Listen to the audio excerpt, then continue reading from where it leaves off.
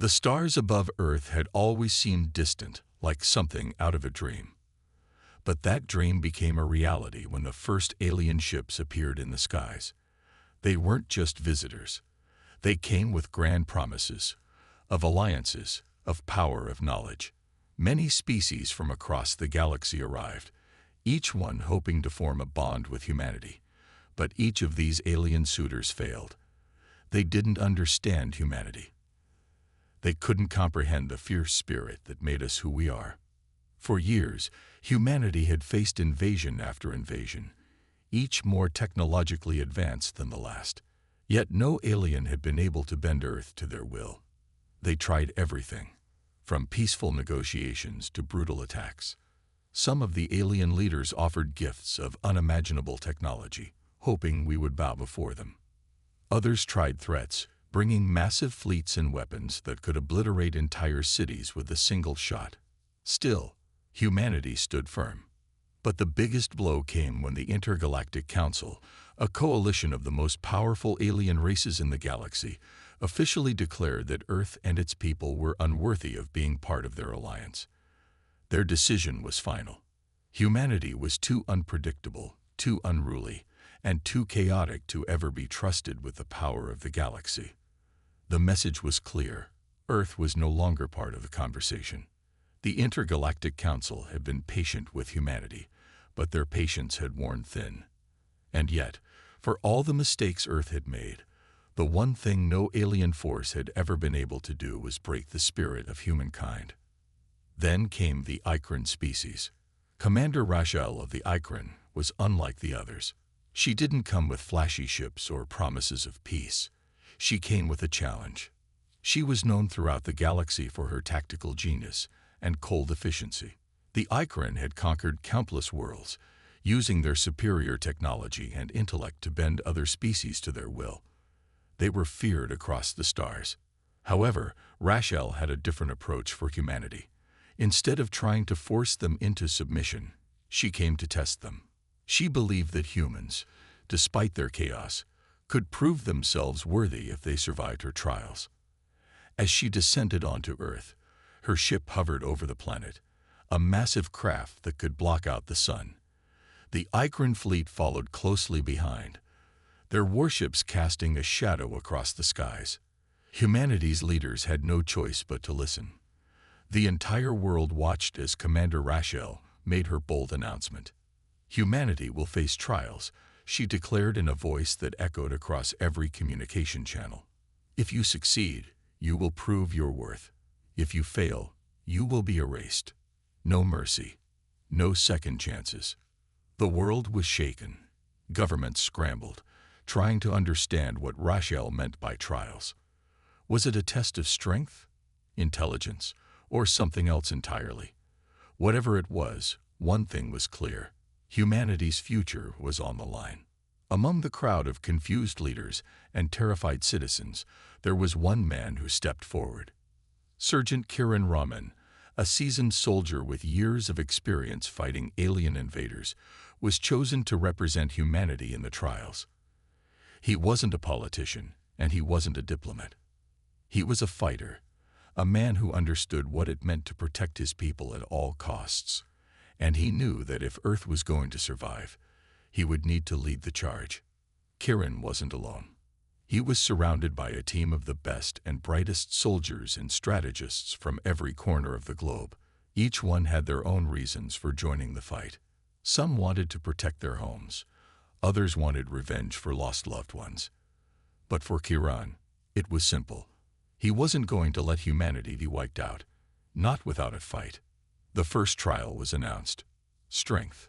The aliens had seen the humans struggle against their weapons before, but they wanted to know if humans could truly endure what no species had ever survived. This wasn't just about physical strength. It was about endurance, about pushing beyond the limits, and about showing the Ikran that the human spirit could not be crushed. Kiran stood in the briefing room with his team, looking at the screen that displayed the challenge. They would be taken to a barren, war-torn planet where they would face an alien force far stronger than they were. The battle would be ruthless. There were no rules. There was no mercy.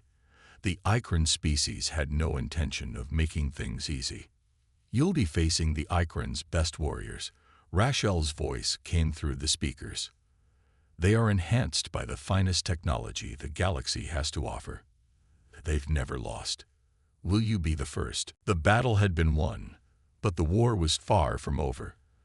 The transport ships soared through the skies, leaving behind the ruins of the arena, the place where humanity had fought and survived against all odds. Inside the ship, the atmosphere was quiet, heavy with the weight of their victory, but also filled with an undeniable sense of uncertainty. They had defeated the Ikran's forces, but the war was far from over.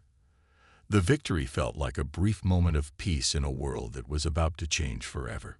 Kieran sat in his seat, his fingers drumming lightly on the armrest. His mind raced with thoughts of what had come before and what was yet to come. The battle had been brutal, the cost high, and they had all sacrificed so much. But they had proven one thing: humanity would never back down. They had shown the Ikran that no matter how advanced or powerful their enemies were, the spirit of humankind was unbreakable. Beside him, Yara was looking out the window, her gaze distant, lost in thought. She had been a pillar of strength throughout the trials, but Kieran knew that even the strongest of them carried the weight of what they had been through. They had faced unimaginable challenges, each trial more difficult than the last, but they had come out on top. "We did it, Kieran." Yara's voice broke through his thoughts, soft but filled with emotion. "But at what cost? Are we really ready for what comes next?" Her question echoed in Kieran's mind. He had been asking himself the same thing. The victory had been hard-earned, but he could feel a deep uncertainty gnawing at him. The Ikran were still out there, their empire vast and powerful. And even though they had defeated one of their top commanders, Kieran knew that the fight was just beginning. The universe was a much bigger place than any of them had realized, and the Ikran were only one threat among many. What if this was only the beginning of an even greater war? Kieran turned to Yara, his face serious. "I don't know if we're ready, but we don't have a choice. The Ikran are not going to stop. We have to keep fighting. For humanity. For everyone who's depending on us." Yara nodded, though the doubt in her eyes remained. "I know. It's just, there's so much we don't know, so much we still have to learn. This isn't just a fight against the Ikran anymore. It's a fight for survival, for the future of humanity." The team remained silent as the ship sped toward their base. Kieran knew that they were all thinking the same thing. They had been thrust into a new era. An era where they were no longer just humans fighting for survival on their own planet. They were now part of a much bigger picture, one that spanned across the stars and involved powerful alien empires, mysterious technologies, and battles that stretched beyond anything they could have imagined. The journey to their base seemed to take longer than usual, the weight of their thoughts pressing down on them. But eventually, the transport ships broke through the clouds, revealing the sprawling city below. It was a strange sight, both familiar and alien at the same time. The human city was a blend of advanced technology and old-world architecture, a testament to the resilience and ingenuity of the people who lived there. As the ships touched down, Kieran felt a sense of relief. They had made it, but he couldn't ignore the feeling that something was about to change. They had been part of something monumental, something that would echo across the galaxy for years to come. The victory against the Ikran was just the beginning of a much larger war, a war that would determine the fate of not just Earth, but countless other worlds. The team disembarked from the ships, the heavy atmosphere still hanging over them. They were met by high-ranking officials and commanders who had been waiting for their return. There was no grand celebration, no fanfare. They had won, yes, but everyone knew that the real challenge was just beginning. "Welcome back, Commander Kieran," said General Ross, his voice steady, though there was a glimmer of respect in his eyes. "Your team's victory has been a turning point in this war. You've shown the universe what humanity is capable of." Kieran nodded, his expression grave. "Thank you, General." But this war is far from over. The Ikren will regroup, and we need to be ready for whatever comes next. The general's expression hardened. We know. But today, humanity stands stronger than ever before.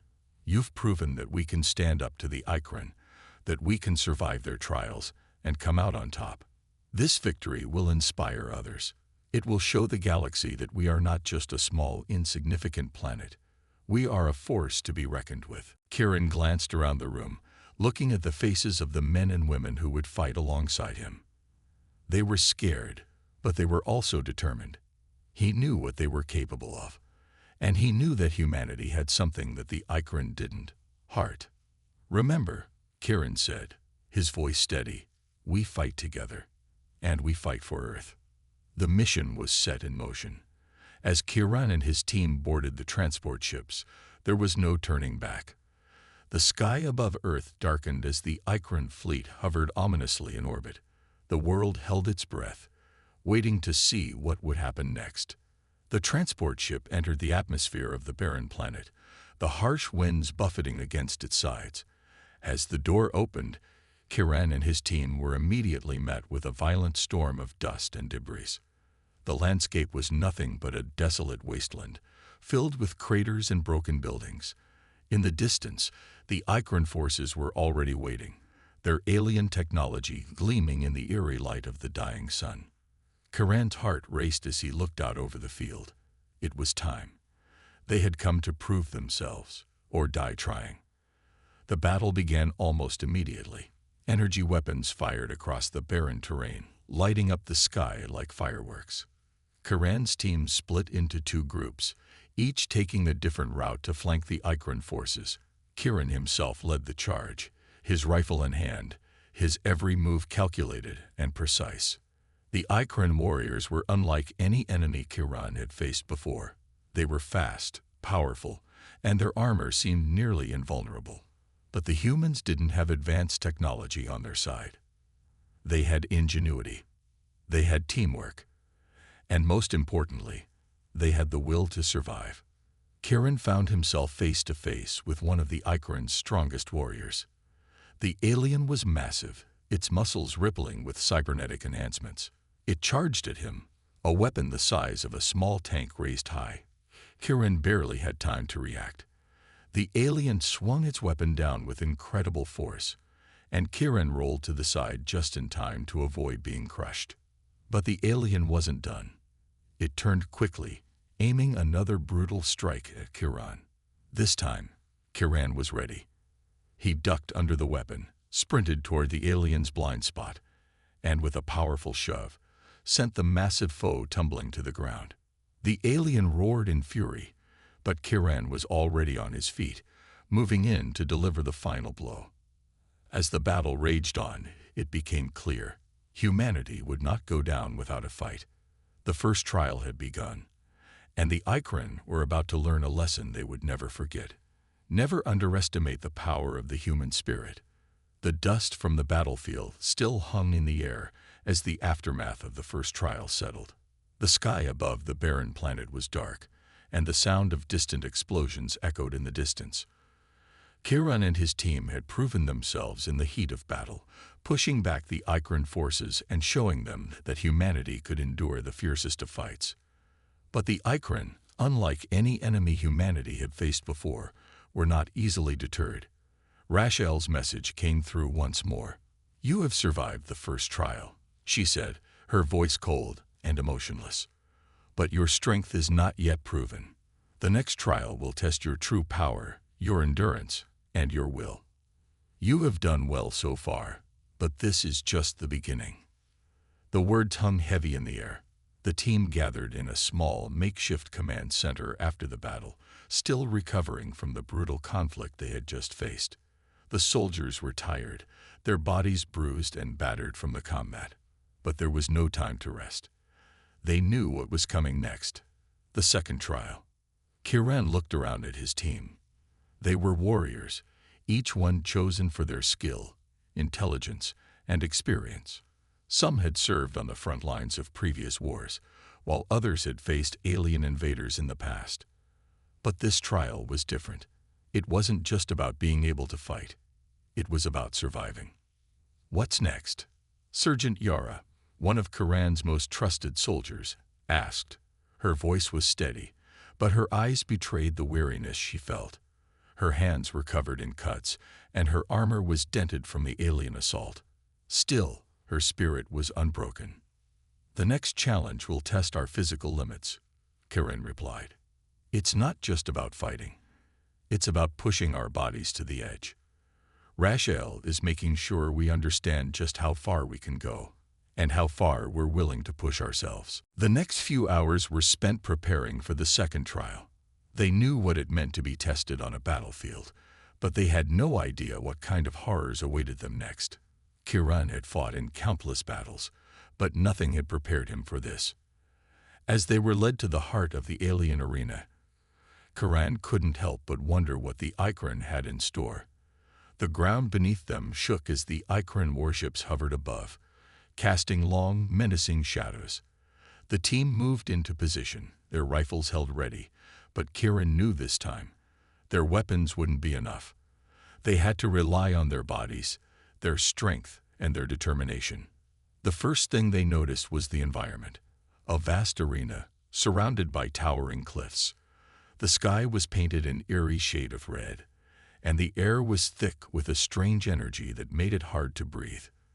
The ground beneath their feet was made of jagged stone, and there were no signs of life, just an empty, hostile landscape. Suddenly, the ground cracked open, and massive machines emerged from the earth. These were no ordinary machines. They were towering, mechanical beasts with sharp claws, powerful weapons, and armored shells. The Ikran had clearly prepared something special for this trial. Giant mechanical beasts designed to challenge the human body to its absolute limit. One of the machines stomped toward Kiran, its glowing red eyes locked on him. It was faster than any human opponent, its movements smooth and deadly. Kiran could hear the hum of its engines, feel the heat from its metal body. The Ikran had designed these machines to test not just strength, but survival itself. The team split into groups, each facing a different mechanical beast. Kiran, however, didn't hesitate. He sprinted toward the beast in front of him, his heart pounding in his chest. His body screamed for rest, but he couldn't afford to stop. He knew that this was their chance to prove themselves once and for all. The machine lashed out with one of its claws, aiming to crush him. Kiran dodged to the side, rolling to the ground as the massive claw missed him by mere inches. He could feel the shockwave from the blow, the force behind it enough to shatter bones. But he didn't stop. He was already on his feet, moving in for the attack. His mind was focused. He knew he couldn't overpower the machine with sheer strength alone. Instead, he used his agility and speed to his advantage. He dove under the machine's legs, narrowly avoiding another attack, and crawled up the side of its body. His fingers gripped the cold, metallic surface as he climbed higher. Above, the machine's sensors scanned the area, unaware of the human climbing its back. Kiran reached for the control panel on the machine's back and, with a grunt of effort, managed to pry it open. Inside was a complex array of wires, circuits, and power sources. Kiran didn't have the luxury of time to study it. He had to act fast. Using all his strength, he yanked on the wires, pulling the power source out of the machine. The lights on the mechanical beast flickered, and with a loud screech, it collapsed to the ground. Its systems short-circuited. Kiran jumped off the machine's back just before it hit the ground. "First one down," he shouted, adrenaline coursing through his veins. But there was no time to celebrate. The other machines were still advancing, their massive bodies moving swiftly toward the team. Kiran saw Yara struggling against another beast, her weapon ineffective against its thick armor. Her arms were shaking from the exertion, and she was starting to tire. Without thinking, Kiran rushed to her side. He knew she was one of the strongest soldiers he had, and if she couldn't take down the machine, they had no chance. Together, they launched a coordinated attack, using everything they had: fists, rifles, and even rocks from the terrain, to weaken the beast. Slowly, the machine faltered, its systems beginning to break down under the constant pressure. With one final strike, Kirin disabled the machine's core. It collapsed with a massive thud, and they were left standing in the center of the arena, breathing heavily. Sweat poured down their faces, their muscles screaming from the effort. The rest of the team continued to fight, each soldier pushing their body beyond its limits. One by one, the mechanical beasts fell.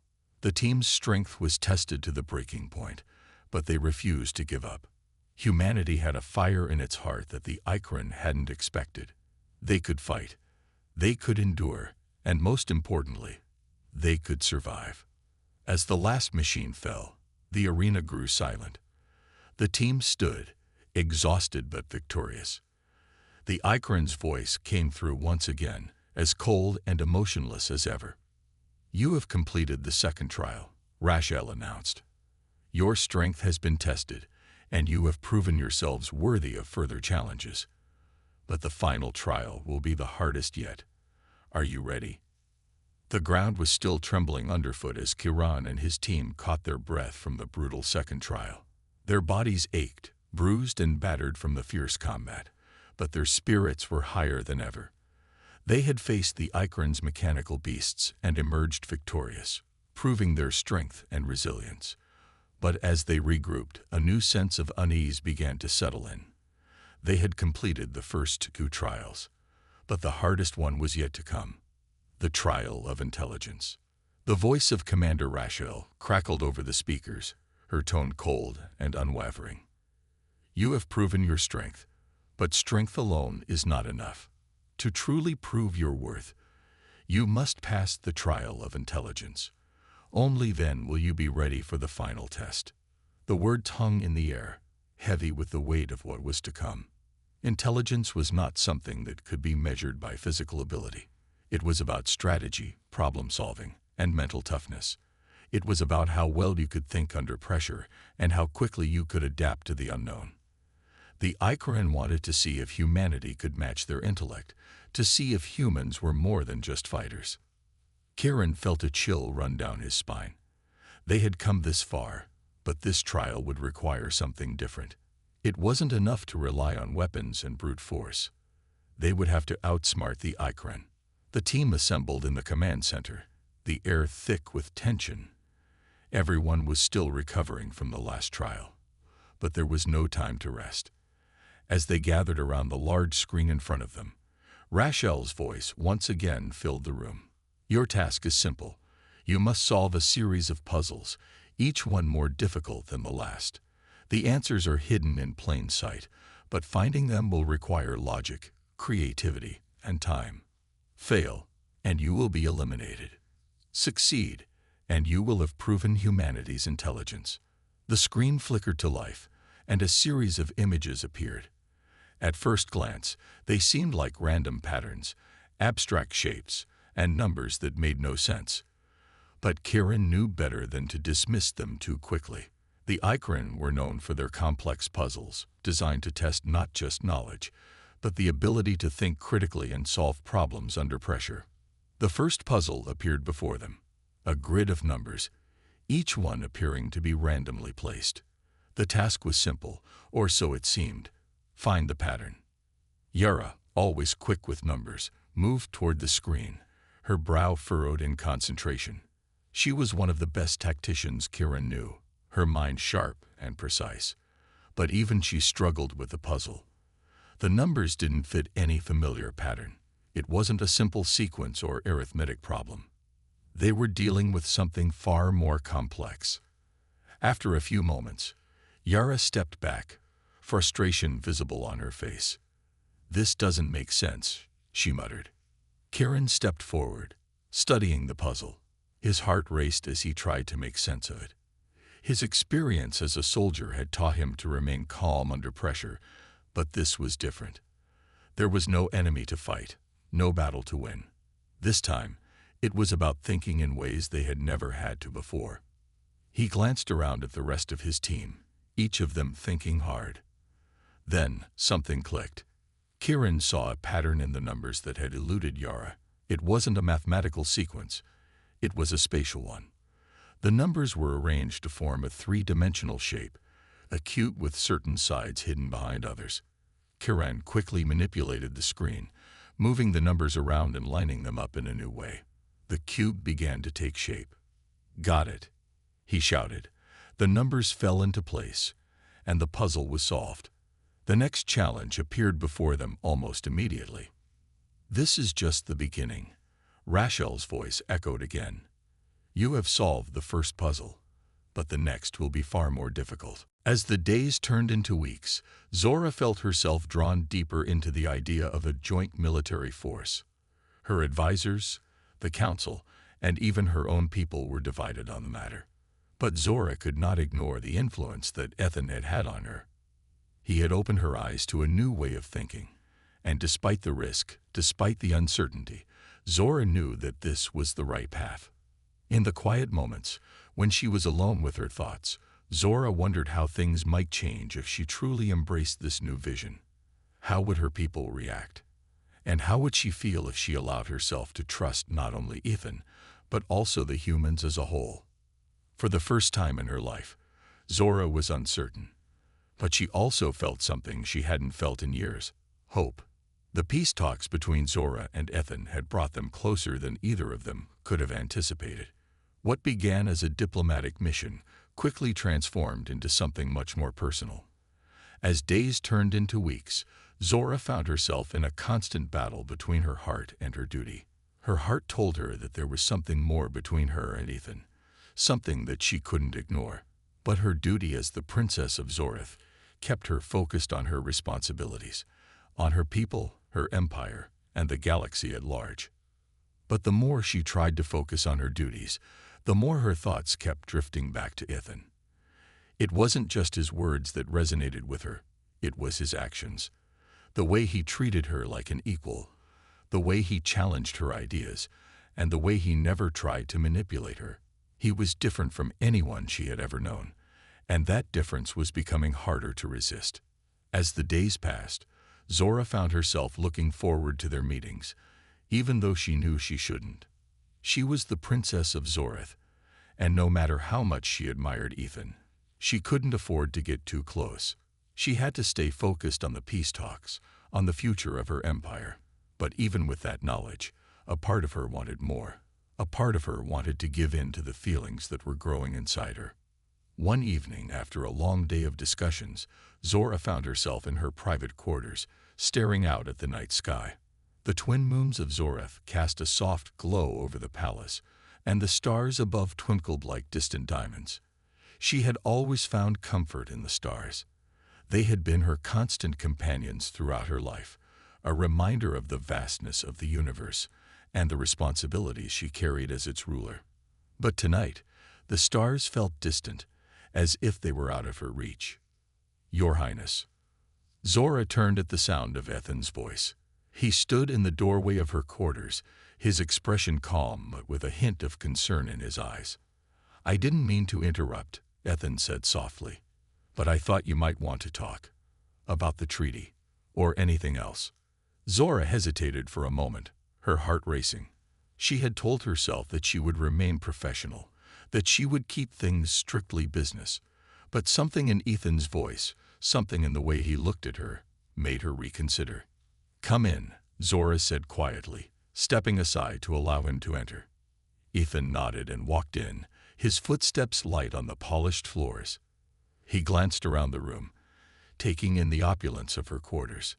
But his eyes quickly returned to Zora, and for a moment, neither of them said anything. Finally, Zora broke the silence. "You know, I never expected this alliance with your people. At first, I thought it was just another political game, but now I'm not so sure." Ethan raised an eyebrow. "You're having doubts." Zora's voice was quiet but firm. "I'd spent my entire life preparing to rule my people. I've always known what was expected of me.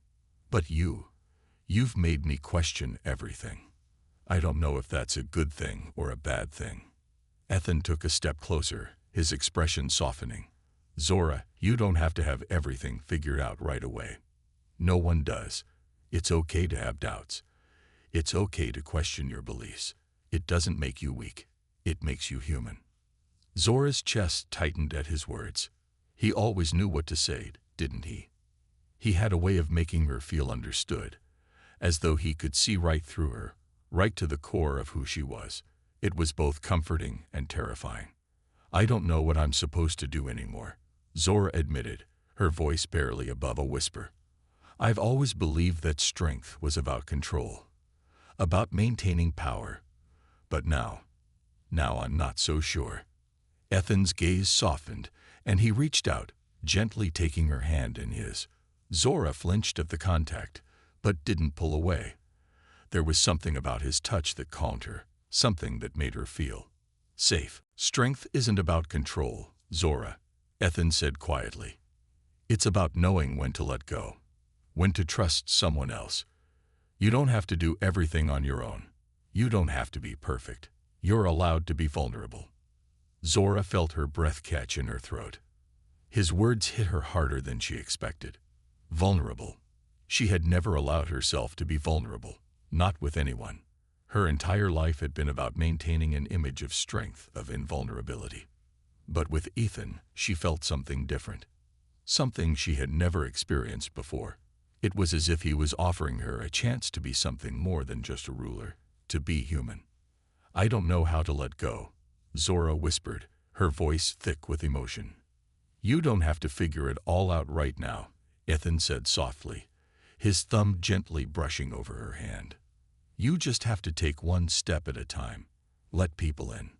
Trust them. And maybe, just maybe, you'll find the strength you've been looking for. Zora looked into Ethan's eyes, and for a moment, the world seemed to disappear. It was just the two of them, standing in her private quarters, sharing a moment of honesty. Her mind raced with conflicting thoughts, but one thing was clear. Ethan had become more than just a diplomat to her. He had become a friend, someone she could trust, and perhaps someone more than that. The moment was broken by a sudden knock at the door.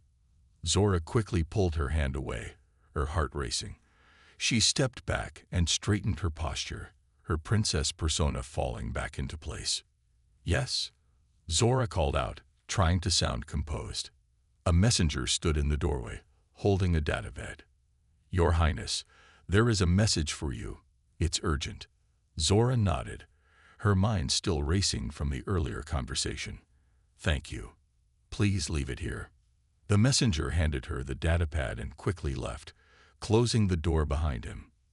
Zora turned her attention to the message, her fingers hovering over the screen. The moment she opened it, her heart sank. It was a warning. A new threat had emerged. A faction of rogue Zorathians had taken up arms, opposing the peace talks and the alliance with humanity.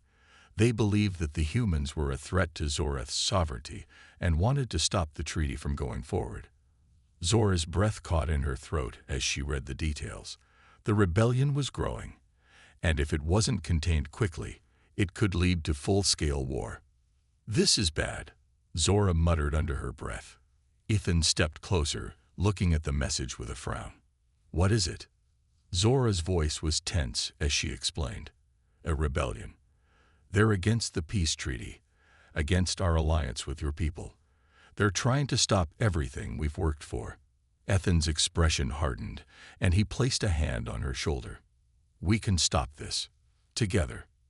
Zora turned to him, her eyes meeting his with a mixture of fear and determination. How? How do we stop it? Ethan's jaw tightened. We fight. We fight together, as one. We'll defend the peace we fought for. Zora nodded slowly, her mind already working. This was a turning point. The rebellion threatened everything she had worked for, everything they had fought for. But it also presented an opportunity, a chance to prove that their alliance was stronger than any force that could oppose them. And as she looked into Ethan's eyes, Zora realized something else. This wasn't just about the Empire. It wasn't just about the treaty. It was about her heart, about the connection she had with Ethan. The War of Hearts had begun, and for the first time, Zora wasn't sure which side would win. The rebellion had spread faster than anyone had anticipated. What started as a small faction of discontented Zorathians had quickly grown into a full-scale insurgency, threatening the fragile peace that Zora and Ethan had worked so hard to achieve. The peaceful alliance between their two peoples was now on the verge of collapse. Zora felt the weight of the responsibility pressing down on her more than ever before. She had fought so hard for peace, for cooperation, but now it seemed like it was all slipping away. Zora sat in the war room, her face a mask of determination as she reviewed the latest intelligence reports. The road faction was closing in on key military outposts, and if they weren't stopped soon, they would launch a full assault on the capital. The risk of civil war loomed large. "Your Highness," a voice interrupted her thoughts. It was General Rylan, one of her most trusted military advisors. "We have two options. We can either strike first and risk a full-scale war, or we can wait and hope that they're willing to negotiate. But the longer we wait, the stronger they get. They have support from other planets, planets who still fear humanity and the power your alliance has brought." Zora clenched her fists in frustration. She knew the general was right. Time was running out, and the decision weighed heavily on her shoulders. The fate of her people, the future of the alliance, and her own heart, all of it hung in the balance. "Tell me, General," Zora said, her voice calm but full of tension. "What would you do if you were in my position?" General Rylan hesitated, his gaze dropping to the floor for a moment before meeting her eyes again. "I would strike first, Your Highness. I would defend the capital and ensure the rebellion is crushed before it can spread further. If we don't act quickly, everything we've built will be destroyed." Zora's mind raced. She didn't want to resort to violence, didn't want to kill her own people, but there was no denying the truth. The rebellion had grown too powerful to ignore. If they didn't take action, the capital would fall, and with it, the future of her empire. "I understand," Zora said softly. "Prepare the forces. We move at dawn." As the general left to carry out her orders, Zora sat in silence, her heart heavy with the weight of the decision she had just made. It felt wrong, but there was no other choice. If she didn't act now, everything would be lost. That night, Zora found herself unable to sleep. The thought of fighting against her own people, of shedding blood to protect the peace, gnawed at her conscience. She had always believed that strength was about control, about keeping peace through power. But now, as she stared out at the darkened city below, she wasn't so sure. Was this truly the right path? Was it worth the cost? Her thoughts were interrupted by a soft knock at the door. Zora turned, her hand instinctively reaching for the blaster at her side. But when she saw who it was, her heart skipped a beat.